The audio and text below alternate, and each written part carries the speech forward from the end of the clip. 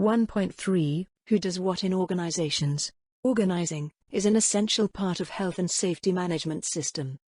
The significance of this element is to clearly define the roles and responsibilities of everyone in the organization. Employers' responsibilities.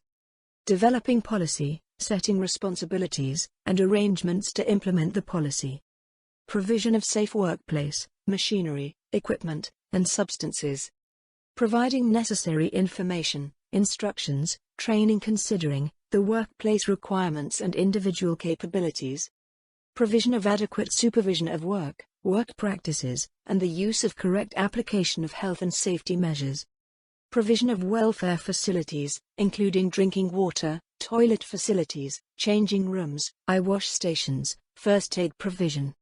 Provision of suitable and adequate personal protective equipment, without any cost the employees.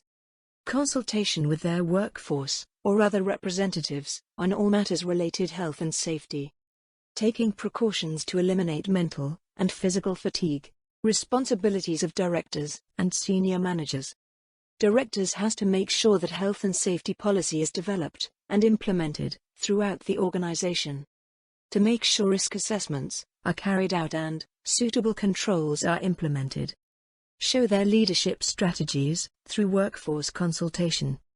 Allocate adequate resources for health and safety. Senior managers may be responsible for particular activity which may be considered as high risk, or they take care of an entire area or a division. Senior managers may appoint competent person to meet health and safety obligations.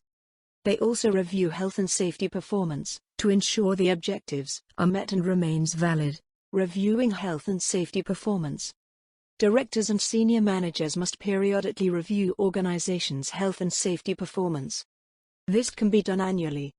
The review should focus on functioning of health and safety management system, and the resources that are required for continual success of organizations' health and safety performance. Review performance proves top management commitment. Middle managers. They are responsible for day-to-day operations of the organization. The responsibilities includes to provide a safe workplace, equipment and tools, without risk to health. They must ensure that risk assessments are carried out, and reviewed at regular intervals. They also do consult, and cooperate with workers and contractors. Involve themselves in carrying out accident investigations. Identifying training needs and providing training to the workers, supervisors. Conduct risk assessment and introduce risk controls, so far as is reasonably practicable. Develop safe system of work, and involve workers when developing procedures, and ensure his team members are trained. Consultation with the workers and employee representatives. Must set as an example, by showing his commitment, and control on safe behavior, and following procedures. Carry out first level of investigation followed by near misses, accident, or ill health reported, and report to the senior managers. Carrying our workplace inspection, on the areas under their control, and to take actions against unsafe conditions, unsafe practice. Report to their managers on matters regarding health and safety, where they do not have authority to take actions. Joint occupier premises. Employers share the same workplace, must cooperate with other employers. Hazards and risk created by one employer might affect the business of other employer. The employer must exchange information about risks with other employer, which could affect their business. Developing policies and procedures to manage the risks in the common area, for example emergency procedures and evacuation arrangements. In the event of fire for the whole building, each occupant must cooperate. To manage the joint issues, the occupants can meet at regular intervals to discuss about issues related to health and safety in the common areas, such as developing policies related to smoking, bomb threat procedures, conducting a joint site inspection, vetting visitors, procedures to deal with wastes. There could be a joint site risk assessment carried out and shared among all the occupants in the premises, so that the employers can coordinate while they carry out the task. Management of contractors. Definitions. Client. A person, or a firm, who engages service of a contractor, or other professional person or company. Contractor. A person, or a firm, that undertakes a contract to perform certain work independently, on behalf and not under the direct control of the client.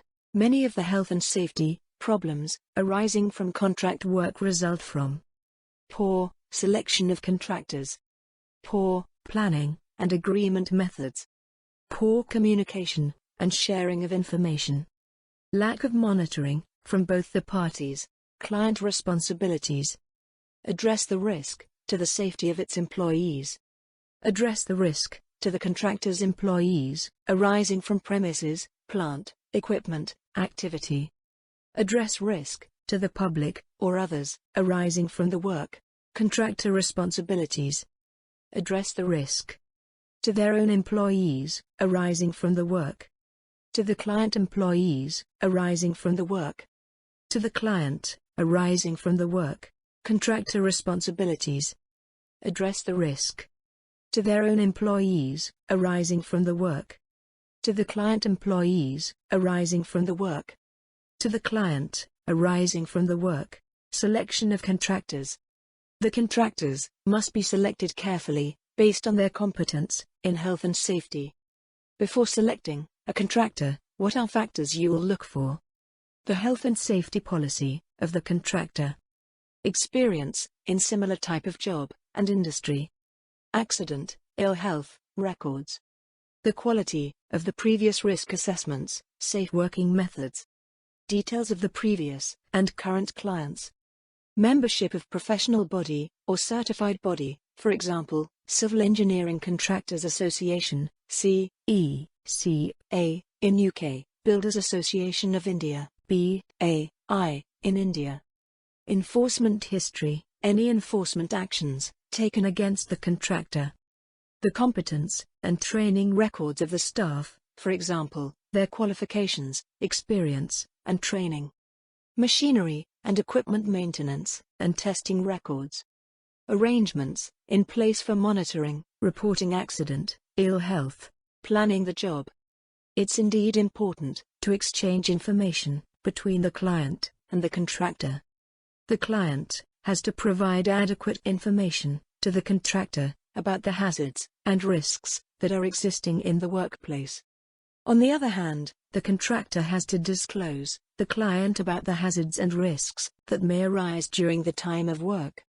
The exchange of information shall be planned so that everyone remains safe at the site. Coordination of the work. Co-ordination must exist between the client and the contractor. The work activity of both the parties should not conflict each other. There may be several contractors engaged in the work, carrying out different tasks at one time.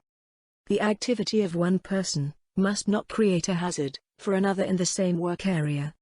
For example, if the contractor is carrying out a machinery maintenance, it would be wise to prohibit other workers or operators do any task with the machinery, else it may put others at risk. Monitoring and managing the work.